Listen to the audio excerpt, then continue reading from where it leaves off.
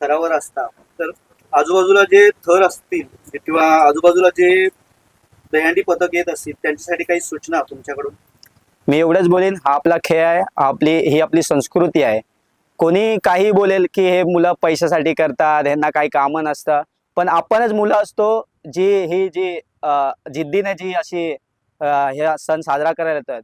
तर हीच मुलं असतात जे आपल्या एरियामध्ये किंवा कुठेही संकट आलं तरी ही मुलं असतात.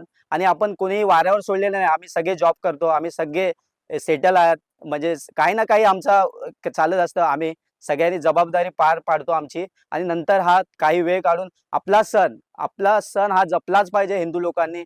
हा पण नाही केलं तर कोण करणार? त्यामुळे हा सण झालाच पाहिजे. आणि अजून जिद्दीने अजून जेवढी पोरं असतील त्यांना आम्ही उत्साह देऊ आणि आमच्या पथकात येण्यासाठी सहभागी करू.